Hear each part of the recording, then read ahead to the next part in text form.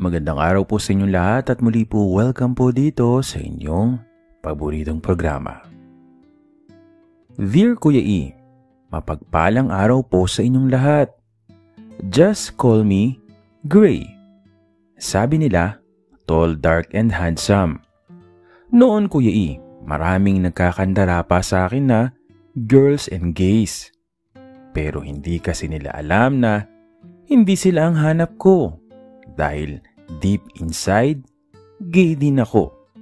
But syempre, dahil sa mapanghusgang lipunan at saka sa pamilya kong conservative, itago ko na lamang po. Itinago ko ang aking pagkatao. Tulad nga ng iba kong naririnig, siguro ako din ay isa sa mga late bloomer pagdating sa mga karanasan o sa aking pagkatao. Kasi nag-focus sa pag-aaral, nag-focus sa trabaho.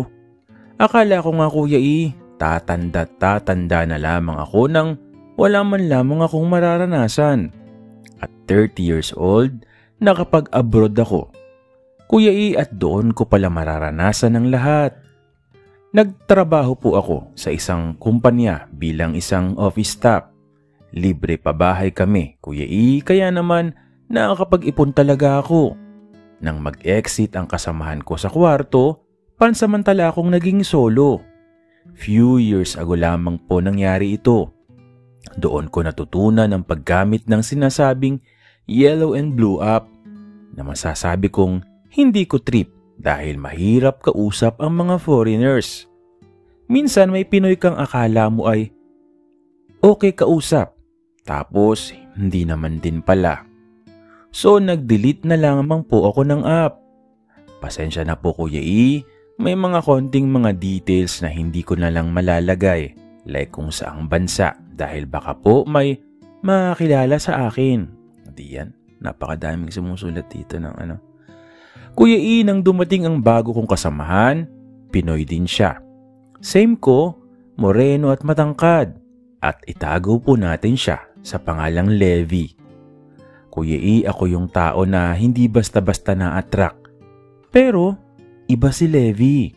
May kung ano sa kanya na gusto ko. Lalo na ang kanyang mata. Super expressive. Nang magkamay kami ni Levi, tila ba ako na kuryente na panandaliang hindi makagalaw. Ganun pala yun. Pero hindi maaari. Kailangan kong pigilan ngayon pa lang. Buti pala, Pinoy ka rin. Oo nga, yung huling kasama ko dito Indian. Sa totoo lang, syempre, iba talaga yung amoy. Matagal din bago ako masanay. Kuya E, nung una, may dating sa akin si Levi na maangas o mayabang pero hindi naman pala. Mabait si Levi, maalalahanin. Minsan kapag nagluluto siya, isinasalo na rin niya ako sa kanyang luto. Kaya ganun na rin ako. Mahal na mahal niya ang kanyang mga magulang. Nang malaman kong single si Levi, naisip ko, hindi kaya same ko rin siya? Sa paglipas ng mga araw at buwan, Kuya E, hindi na ako nakaramdam ng lungkot na hindi tulad ng dati. Dahil siguro sa Pinoy ang kasama ko, mas nakaka-relate kaming dalawa sa isa't isa. Sa bawat kwento ng buhay naming dalawa. Hanggang lumipas ang mga araw, Kuya E, bigla-bigla na lang mangyayari. Kuya E, birthday ni Levi. Naghanda kami at pati alak. Kasama ang iba naming mga kaibigan sa trabaho. Pero dahil sa may pasok pa kami kinabukasan ay maaga naman kaming natapos. Nung gabing yun, matapos naming magligpit, naligo si Levi at sumunod naman ako. Kinuha ko ang binili kong relo, Kuya E, na nakabalot. Inabot ko kay Levi. Inabot ito ni Levi at sinabing, nag-abala ka pa. Alam mo yung para ba siyang hindi mo alam kung maiiyak. Kuya E, sabi niya sa akin, OA na raw kong OA pero first time daw niyang makatanggap ng regalo. Nagulat ako sa part na yun kasi daw sa sobrang hirap ng buhay, hindi niya namulatan ang mga pagbibigay ng regalo. Kuya E, that night, akala ko ay yayakapin ako ni Levi, but sa labi ko ang punteriya niya. Hinalikan ako ni Levi and walang paliwanagan. Lumaban ako. Hindi ko inaasahan ng ganong mga magaganap sa aming dalawa, Kuya E. Pareho kaming bano sa mga gagawin hanggang mauwi sa tawanan. Sabi ni Levi siguro daw next time mas magiging okay naman, kaya nagkamay na lang kami. Kuya E, bumilang ang mga araw at buwan. Nasanay na kami ni Levi sa isa't isa hanggang sa mag-amina ng tunay na nararamdaman. Natatakot pero alam naming ilalaban namin. Nakapagbaligtarang numero na rin kami at nag-explore pa ng maraming bagay sa aming dalawa. Palagay ko, hindi ko kaya na mapawalay kay Levi. Sobrang na-enjoy naming dalawa, Kuya E, kung ano yung meron sa amin. And alam ko, hindi lang elo init ang aming nararamdaman sa bawat isa. Pagmamahal. Pagmamahal na siyang pinagsaluhan namin sa aming room. Sa ibang place na aming pinapasyalan. Kaya naman kalungkutan.